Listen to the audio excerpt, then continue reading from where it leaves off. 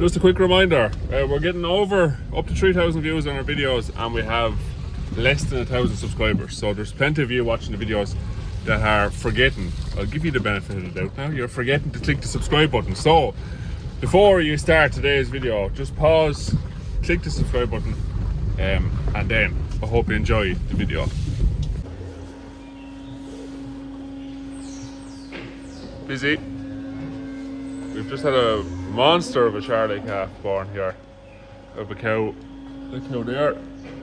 She would never have calved on her own, but she got all the time in the world to calve it. So she had the calf sitting there, 2 front feet and head, ready to go, and she was wide open herself, so I didn't need the ropes or jack or anything. But she is a little bit sore. So she's got her revive a drink now and a painkiller. But I'll just show you the size of the Charlie calf here. She's not a big cow now. It's her now. So there's the calf beside that cow. Look at him. Right, and the cow that had him is that little black cow there. So she's actually smaller than this cow. So she's a little bit sore. She's not too bad. A little bit sore, a bit stiff. Aren't you, pet? So she got a painkiller and revive it, and she should be okay in the morning. Now, I don't know how I'm going to lift this set up off the ground. Legs anyway, not my back, if I can at all. See, is there a bowl actually? Yeah, a bowl. So, I'll just actually show you here the colour of the fluid on its legs. So you can just see that yellow there in places. So that yellow there is supposed to be the calf has passed its first dung inside the cow, and that means the calf was under stress inside the cow, which means the calf was calving, you know, kind of too long, or was quite tight or quite narrow in the passage in there. Something had the calf stressed and the calf passed first dung. If you're going to calve a cow and the calf is yellow coming out of the cow, you need to get out there kind of as fast as you can, because the calf is under stress. So the umbilical cord is broken, the fluid getting onto its lungs, it's been caught at the hips too long, whatever. That's just a good indication that the calf is under stress, and you should definitely go in and assist the cow. So that calf there now was borderline right on the limit of how long it should be left and how long the cow needed to open up. But I'll just take you through now what we do with our calves, because I haven't done that yet, and it's 11:30 now, so I'm kind of awake. So now is the perfect time and there's nothing else to do. So we're on the farm that we own. This is the group calving shed. All sprung up cows, there'll be a few more tonight looking around there, but all the sprung up hard cows come up off cubicles up onto here when we think they're close to calving. About 15 to 25 cows is the maximum number in this shed, and they're here to calve. Up there is a calving camera, and then we watch the cows day and night on the calving camera pretty much. The way we work it is, I do one night, Paul does the next night. So you do one night on, one night off. The camera is checked every 3 hours or that on the nights that you're on. So then a cow and a calf can't really get into too much trouble within those 3 hours. A cow won't be calving too long if you didn't see her the last time you checked the camera, and a calf won't be in trouble within those 3 hours either. None of us live on the farm here, so the calving camera is very important then. Paul is about 2 miles away, and then I'm further, I'm about 4.5 miles away. The calves aren't reared on this farm either. They're reared in a different yard. So every calf is picked up and lifted out of here within that 3 hours of being born. Now ideally you'd be on them between 1 hour and 2 hours, but they were kind of up to 3 hours, because that's how often you check the camera, is when they're lifted. They're taken out here, they're put into a special crate in the back of the van and driven 2 miles down the road to the yard where they'll be reared. We better get this lad lifted up, and there was a whitehead that this cow had already waiting in the back of the van out there. So we'll spray this lad's navel and see can I lift him, and we'll get him put into the van.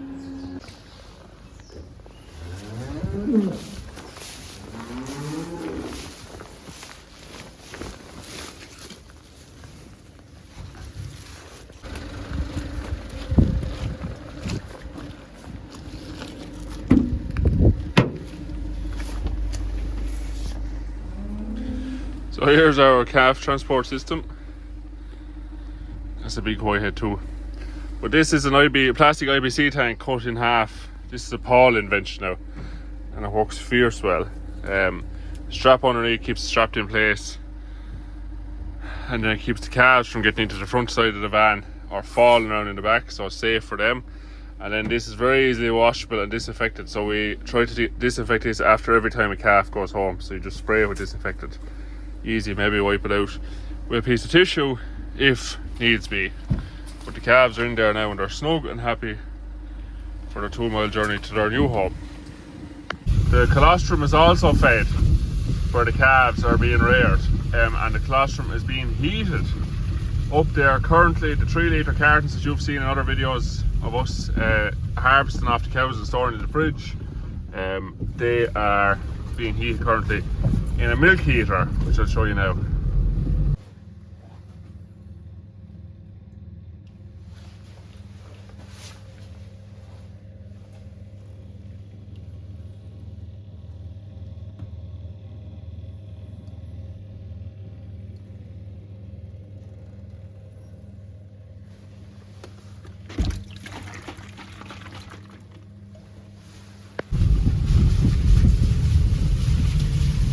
Now, calf shed. You'll have seen in the clip there the milk heater. It's from calf pens. You'll have seen that on the tub, the water tub. Great job. It's all fresh milk at the minute because cows are calving so fast and are using it so fast, so it's not frozen. But when you get down to frozen milk, anyone who's tried to defrost frozen colostrum, stand over a sink or in a bucket. You put a 3-litre block of ice into a warm bucket of water and it's cold in 2 minutes, and then you're topping it up and you're squeezing it to try and get it to defrost. Set temperature on that to whatever you like. I've had 39 there. You can go up to 40 or 45 if you're defrosting colostrum. And I can put the colostrum bag, frozen colostrum bag, in that, go over the road, sort out the cows and the calves and bring the calf back, and the colostrum is pretty much defrosted. So just, it's another job saved and time saved. So I think it's under colostrum heating kit or something like that. Just go to calfpens.ie or ring them. If not, they're very good to deal with. And it's not sponsored, just it's a good machine, that's all. Back at the calf shed is our storage. Milk replace for meal, some rubbish here. We'll talk about that in another video. But change our clothes. So there's just the one set of clothes for our cows, and then we change then for the calf shed. It doesn't eliminate bringing scour home, but it does reduce it. So we get these changed first.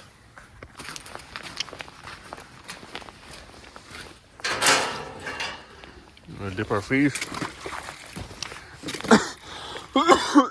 Excuse me, that one is for rotavirus and general bacterial viruses. And this one is for coccidiosis. It's where the magic happens. Alright, girlies. Realise I haven't talked about the calf shed either since it was set up. It's just been so busy. But we'll do it now. 2 crates. This is where the calves start their lives. You can see them there. So this is where myself and Paul drop calves. So they come out of the van and straight into a crate. They get 1 ear tag, their BVD tag later, a 1 ear tag, and registered and fed 3 litres of colostrum with a stomach tube. Every single calf is treated that way. Into the crate, stomach tube, 3 litre colostrum, tag, register. Go up to the whiteboard then for the women, and we put the tag number, what crate they're in, whether it's a girl or a boy, or beef or dairy calf, and that just lets it easier for them to organise them after, doesn't it? Individual crates, then it's up to the women where they want to put the calves after. They'll pick the best calf for the most suitable pen. Sometimes the dairy calves are separated, sometimes it's girls, the boys are separated, sometimes it's beef, like I said, and dairy. It's just pretty much up to them. Boys then, pen of 20 calves here, another pen of 20 calves here. Walk through truck for feeding straw and hanging drinkers. Some energy in calves this year with that new milk powder. We'll talk about that in another video as well. Drinkers are hung on the feeder there, and then the straw is fed there as well. Meal with all the calves. And this side then there's a pen of 15, and that pen, there's no calves in it yet, but it's able for 15 as well. And if we need it, we can take that straw out and get another pen of 15. And then up the yard there's an overflow shed, and that's where the beef calves go that are ready to go to the mart. And there's room for 45 up there as well, so 3 15 pens as well. We don't usually need it. 2 pens of 15 is usually enough, but if we're shifting them fast enough. But if we're not, there's 3 pens of 15. So it's 20, 40, 50, 60, 70, and then 30 up the yard. So there's a room for 100 calves currently, and then if we were to get into trouble by taking this pen in and the extra one up the yard as overflows, there's room for 130 calves here.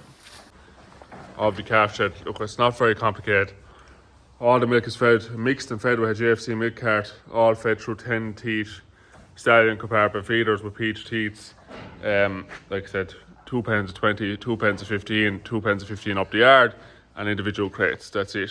All the calves get starter calf muesli from day one, offered in trucks, fresh water and straw, and it stays like that right through until weaning time. We get the sleeves put on. I'm actually allergic. I don't think you can see it there, but if I get calving juice, we'll say placenta, on my wrists, they flare up with like eczema out of nowhere, like a burning sensation. So does anyone else, let me know in the comments, does anyone else have that? So I have to wear these milking sleeves and make sure nothing touches my wrists. Talk about being soft. Talk about being a soft dairy farmer. Hello. Now we'll pick out a nice crate for them here up near the back, a bit warmer. I think we'll do these 2 here. So we need to get straw now for that.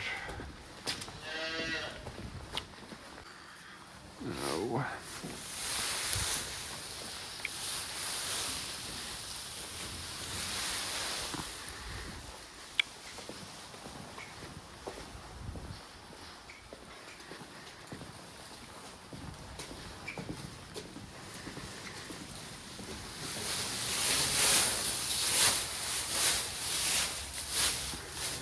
This one ready?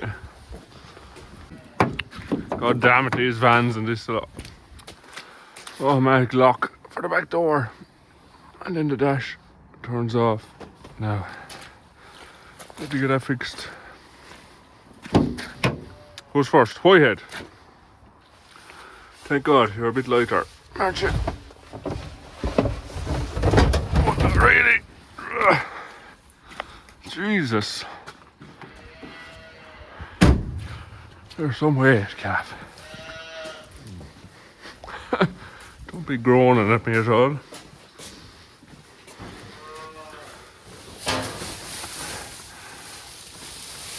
No fella. A girl you are. Next crate. I know all about lifting the next set. Very good. Alright, babies.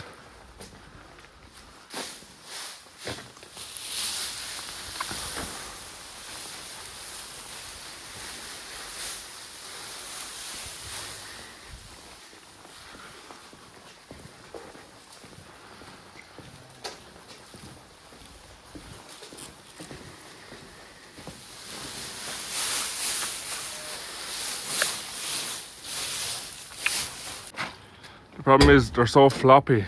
You pick them up and they bend in the middle like that. You know, if they were rigid, they'd be a bigger help, wouldn't you? Although he's not a better height for lifting this time. No!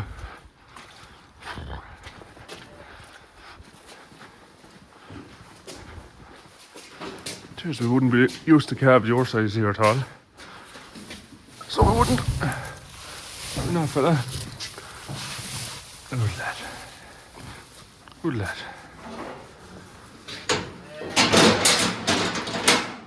Oh, milk.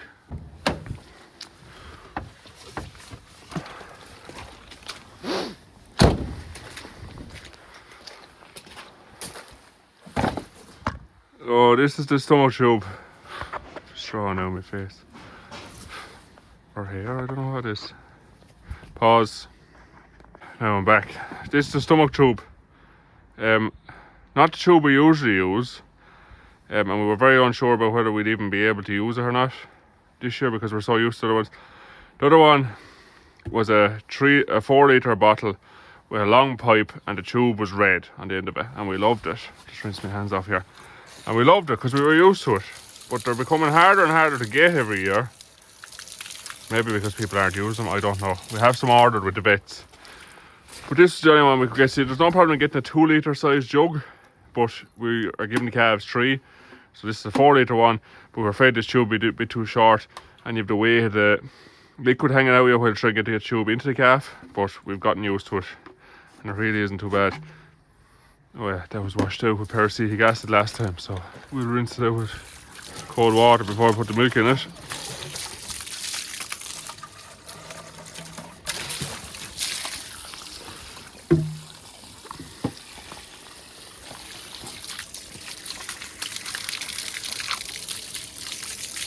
Now, ready to rock.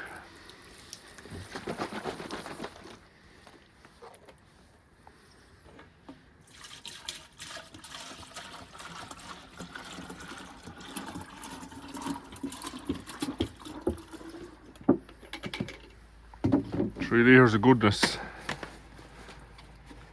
All the colostrum is testing well over 22 this year as well, so I don't think I've showed you how I test for that either yet. Oh, but there's a lot more videos to be made, a lot more weeks to cover. The hygiene is kind of the main. We try to be as clean as possible, if you can. You're not going to stop the spread of stuff in the shed, but you will reduce it. That's all you can do. Now, stomach tubing. I'd like to have the calf standing up, but if they don't want to stand up, or they can't, so this guy won't be able to stand up because he's not walking yet. This lad is standing up because he was walking around the shed. So if you have to tube them while they're sitting down, tube them while they're down. But ideally you'll want them standing up. So this guy will stand up now, no problem.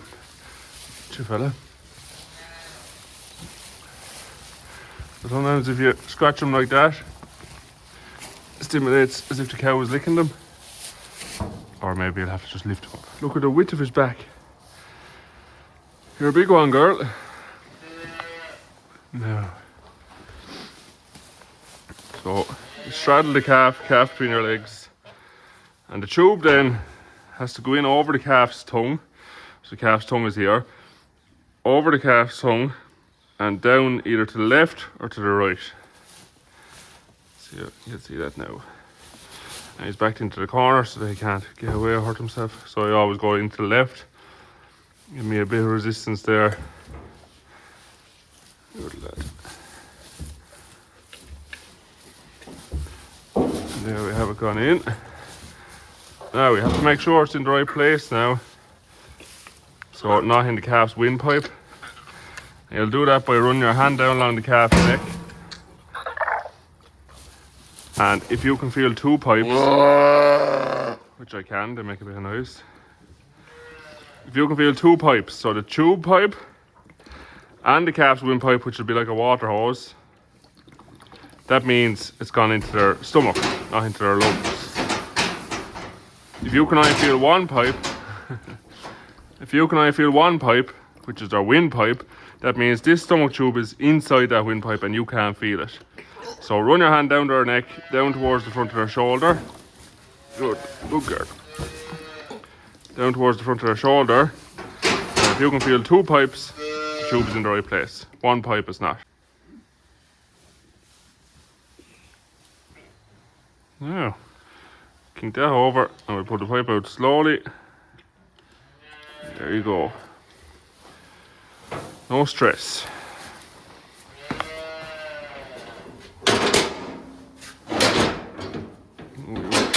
Pressing against the gate now, aren't you?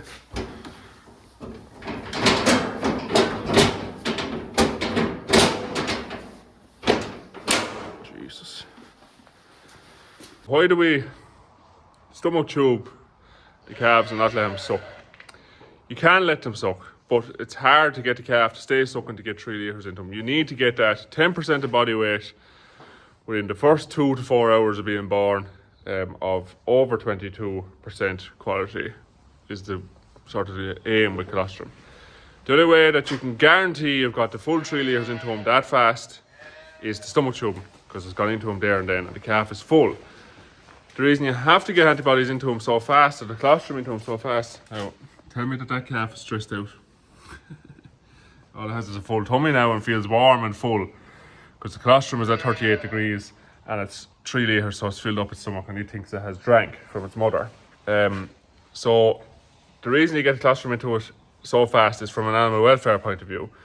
That colostrum is full of antibodies from the calf's mother, and that calf will then use those antibodies to fight any infections it might encounter in this shed or anywhere else within the first few weeks of its life until it starts producing its own antibodies.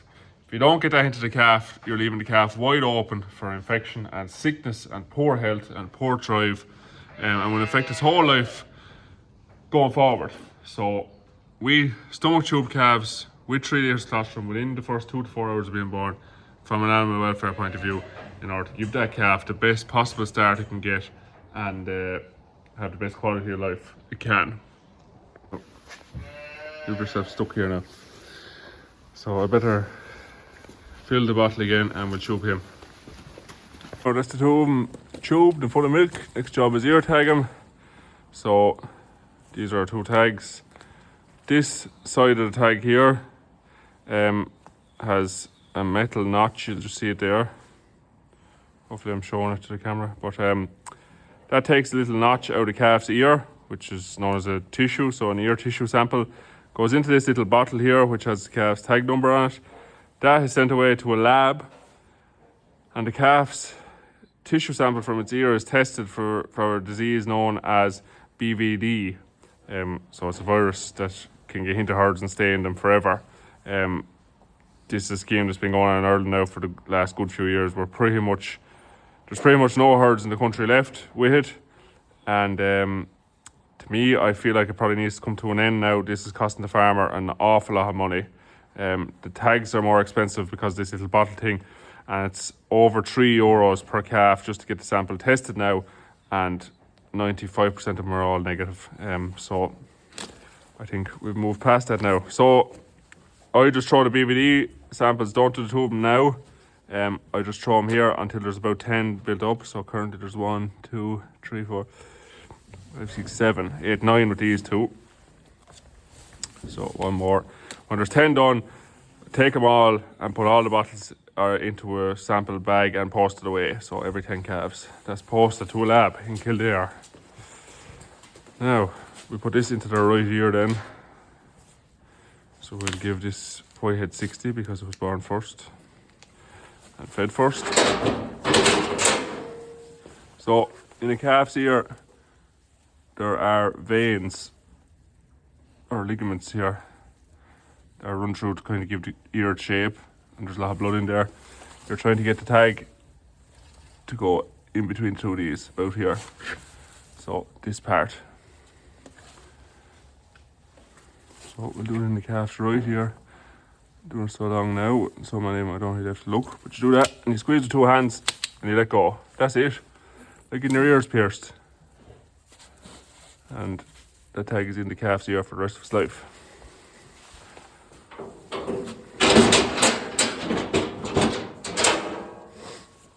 Do next. Monster. All the Charolais this year have an underbite. Look at that lad, it's the same.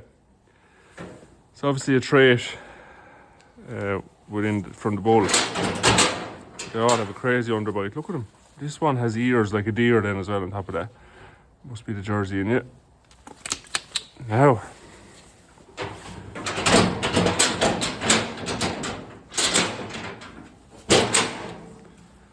Job done, lads and ladies. Next job then is to register these 2 calves with the Department of Agriculture and get their passports issued. So the farm software app that we use is all on your phone, and I'll just screen record it while I'm doing it now and you can see it. The process, all the information from all the animals are on it, and what we use here is Herd app, which is from AgriNet. We use that other well-known brand of farm app, and I just, for the money, I didn't think it was worth it. It just kept going up and up and up. And when you see businesses with stands at the plough match which rival any of the largest companies at the plough match, me and you are paying for that. And if you see a stand that has an awful lot of staff that you're not really too sure what their job is, me and you are paying for that as well. So Agrinet, no frills, cheap, works really, really well. If you're a dairy farmer, has a lot of stuff on it that the other well-known app doesn't have on it. So I think if you're a dairy farmer and you're on that other one, just when it expires, look at moving to Agrinet. They're definitely cheaper and I do think better. So we'll just talk through what you're doing here. You go in and type in the cow's tag number first. So I have a list of the cow saved in notes and what calf I had. So there's the cow's tag number going in. You go up and press new event in the top left corner. Then there's calf, top left corner again. You press that. Then it goes in. It has what bull it was AI to and the date that it was born on. And then if you see there, you have the tag number and you only have to put in the check digit for the tag number, not the entire tag number. And it keeps track of what one you did last. So I just put in the check digit now. I think it was number 4. So that's that. You put in the sex of the calf. She was a female. Then you put in that she's not being kept for breeding, that she was easy calving as well. So that's that calf registered. Quick as that. Next one, check the cow number on the notes, put in the number of the cow, she comes up.